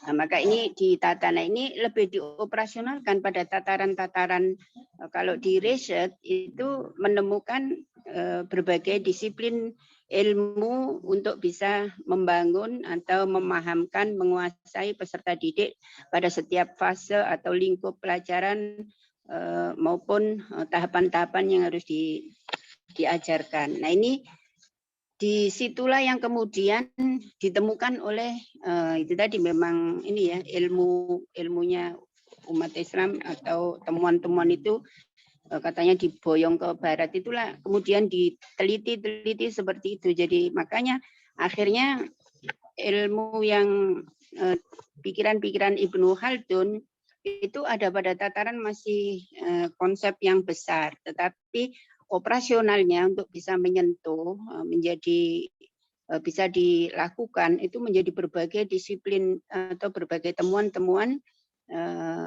yang bisa memberikan sampai model, sampai strategi, sampai pendekatan, sampai teknik sesuai dengan bidang-bidang yang ditemukan itu. Nah, ini sangat luar biasa. Nah, sama dengan tadi bagaimana karakter Ibnu Khaldun sebagai anak yang orang yang cerdas. Nah, ini kan ada ditemukan akhirnya kan ada kecerdasan emosional, ada kecerdasan sosial, ada kecerdasan spiritual, dan ini lebih konkret gitu ya.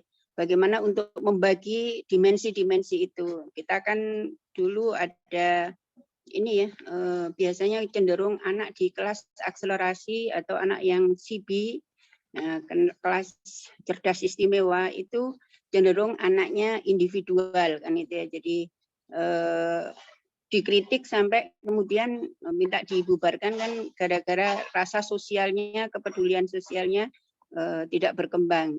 Karena apa? Waktunya habis dan terfokus, dan memang anak cerdas punya kecenderungan seperti itu kan itu. Itulah yang kemudian ini apa namanya?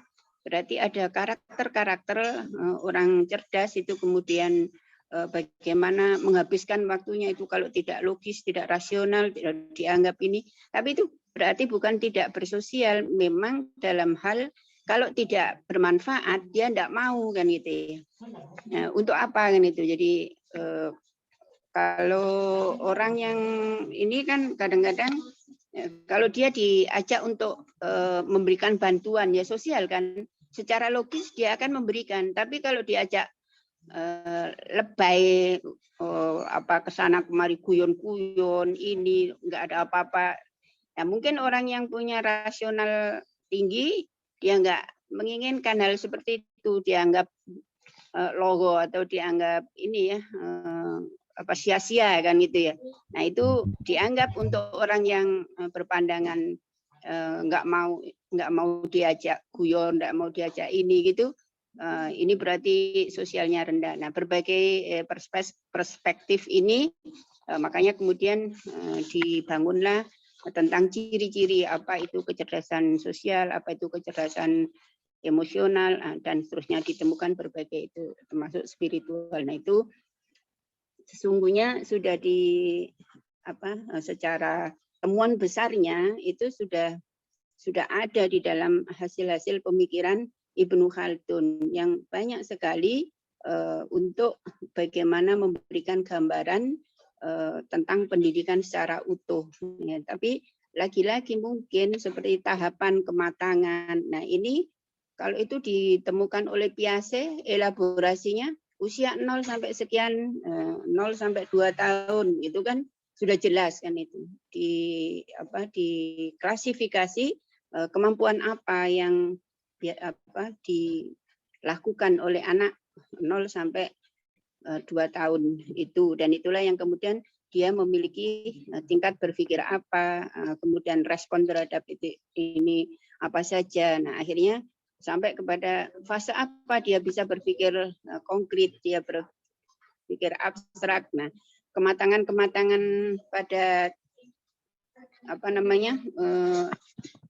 pertumbuhan atau perkembangan dari peserta didik pun, nah ini bisa dilihat dengan jelas. Nah, itu memang harus ditindaklanjuti dengan riset, dan kelemahan kita di pendidikan Islam itu ada pada tataran pembuktian secara riset, secara ilmiah, itu yang supaya bisa diakui dan digunakan oleh seluruh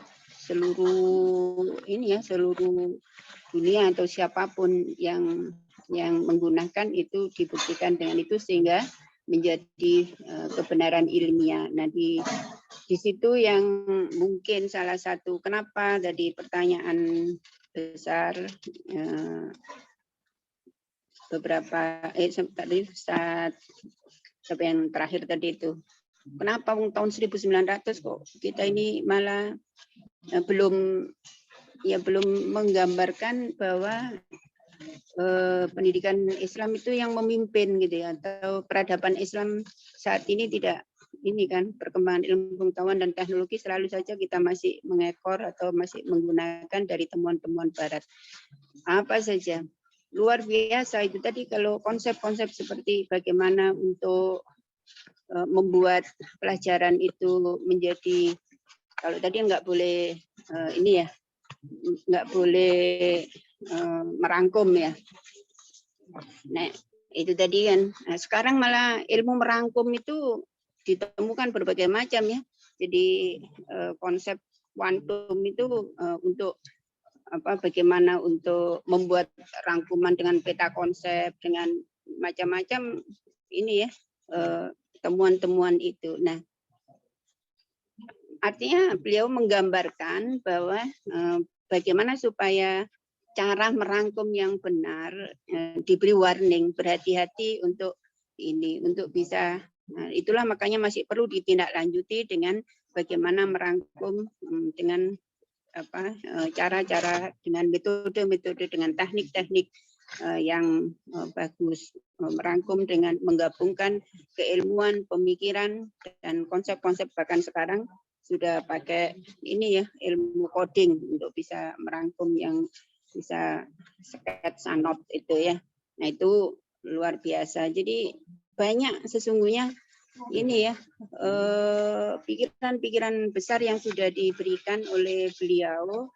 Cuma memang itu tadi, kayaknya di tataran untuk bisa menjadi sintak atau ini operasional yang bisa dibuktikan, diikuti, ini tidak lagi dari umat Islam. Jadi justru ditindaklanjuti oleh orang-orang Barat dari pikiran-pikiran beliau itu ya. Jadi kayak tadi manusia untuk bisa dididik dengan bagus, kalau enggak akan alam yang mendidik. Ini kan teori konvergensi ya. Jadi ada kekuatan yang dimiliki sesungguhnya, tetapi lingkunganlah yang paling berpengaruh di dalam menentukan keduanya itu. Nah, ini teori-teori konvergensi juga dikemukakan oleh ini pikiran-pikiran Ibnu Khaldun. Nah, ini memberi warning kan gitu ya. Dan sekarang banyak itu tadi yang sudah diungkapkan, memang beliau dari proses untuk mencarinya secara sejarah ya. Oke, jadi produk zaman tadi ya. Oke, dan ini dalam sejarah itu kan Ibnu Khaldun ini kan justru meletakkan teori perubahan yang luar biasa ya. Jadi siklusnya kehidupan manusia, siklusnya dari peradaban, siklusnya dari sesuatu itu kan kadang mulai dari nol tapi kemudian nanti akan memuncak naik, tapi kemudian kalau tidak ini akan menjadi turun, turbulen akan datang dan bisa saja kembali ke nol lagi dan orang akan bangkit lagi. Begitu siklus-siklus yang dikemukakan termasuk di dalam peradaban manusia. Ini sangat luar biasa kalau memang tantangannya untuk kita bagaimana ini pikiran-pikiran beliau ini justru menjadi paradigma yang bisa dibuktikan atau dielaborasi menjadi lebih operasional di dalam langkah-langkah pendidikan. Itu tadi yang mungkin bisa ditambahkan sedikit oleh Bu Sia tadi, tapi semuanya sudah bagus, sudah tadi bahas oleh para ustadz-ustadz dengan komplit. Itu aja mungkin yang bisa disampaikan oleh Bu Sia. Mudah-mudahan terus belajar dan melahirkan ilmu-ilmu yang lebih berkembang, lebih bagus untuk pendidikan Islam ke depan. Kurang lebihnya mohon maaf. Assalamualaikum warahmatullahi wabarakatuh. Waalaikumsalam Waalaikumsalam warahmatullahi wabarakatuh. Syukran jazilan Ustazah. Terima kasih, Profesor. Sama-sama, mohon maaf. Kalau sudah mungkin kita akhiri dengan hamdalah dan doa kafaratul majelis. Atau saya serahkan lagi kepada moderator. Monggo. Ustaz Ahmad Muzammil. Ya, mari kita tutup dengan bacaan hamdalah. Bismillahirrahmanirrahim.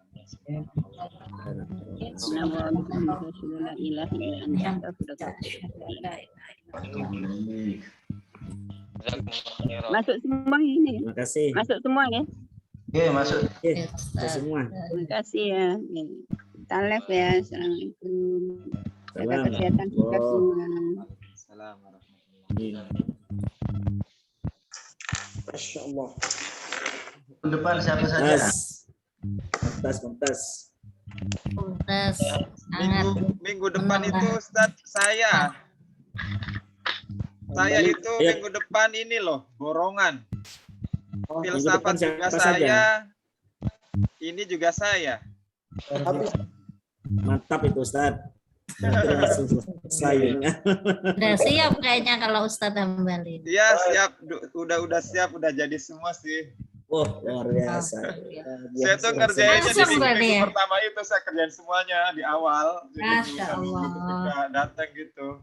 Pokoknya pantang malas. jangan Saya kasih kerjanya kendor. di awal. Jadi kalau udah Berarti selesai Ustaz semua kan Hamdali dengerin. sama siapa? Apa? Siapa saja berarti minggu depan? Minggu depan siapa saja? Islam disipliner. Siapa? Islam interdisipliner siapa? Kuliner. Tuh rilis. Saya ya. Ya, Iya. Oh iya. ya. Terus Terus ulumul lughah. Kemarin kan harusnya Hadi. Ustadz Arif. Tapi nggak apa-apa saya, insya Allah. Bismillah. Ulumul lughah tadi 2 orang. Oh iya, ulumul lughah saya ini malamnya. Berarti siang sama malam, kayak Ustadz Ahmad. Oh. Mantap lah. Luar biasa. Kalau misalkan interdisipliner, kemarin kayaknya kesepakatannya Ustadz Arif yang interdisipliner. saya nggak apa-apa lah. Kalau ulumul lughah 2 orang siapa aja ya? Saya sama Ustadz Hadi kayaknya. Hadi. Oh ya, siap. Ya. Kemarin kayaknya ini deh. Kita biar karena kemarin itu Ustadz Muhidnya, Ustadz Bakhitnya itu berpesan supaya waktunya dipercepat. Mungkin nanti biar ada tashih lughah katanya. Jadi nanti si Roisul Jalsahnya mungkin kasih waktu sekian menit, nanti ketika si Muqaddim menjelaskan dan belum selesai nanti diingatkan gitu Ustaz. Seru toko film sih kayaknya. Tahdid. Iya. Atau nanti deh Isul Jalsah, Ustadz Agung, Ustadz Mulyadi. Iya deh. Kalau Bu Sutiah minggu depan siapa? Apa? Bu Sutiah minggu depan? Bu Sutiah saya. Oh, saya. Iya, saya. Bu Sudah Sutiah empat ya? dan Pak itu. Pak Uril, Ustadz Uril. Ustadz Uril siapa? Saya juga. Luar biasa. Nanti jangan bosan ya. Enggak, Ustaz. Saya Tambah khawatir. Ustaz, ini izin. Yang khawatir saya banyak khawatir dari numpuk di belakang semua ini nanti ini saya. para pakar. Oke, siap. Yang jadi profesor sekarang jadi Rais. Bagaimana Ustaz Agung? Yang Sohe. jadi Rais di pertemuan berikutnya. Iya, kayaknya Raisul Jalsal ini harus diatur ya. Kasihan juga sih Ustadz Agung sama Ustadz Muzamil nih. Karena ini bi'aluliyahnya itu loh. Saya nanti minggu depan ya Ustadz Bahid, saya jadi Raisul Jalsa ya. Nanti saya atur waktunya deh. Mantap. Oke deh. Ustaz. Nah, Nanti minggu depannya lagi Ustadz Ahmad Zerlo nih yang jadi Rais Jalsa. Biar jangan Ustadz Agung terus ya Ustadz Agung ya, dan Ustadz Muzamil. Yang mau jadi Rois terus saya doakan masuk surga. Amin. Amin. Oke. Lab. semua Ustaz Syukran. Ya. Baik. Ya. Fadol. Istirahat. Salat. Maaf Ustaz.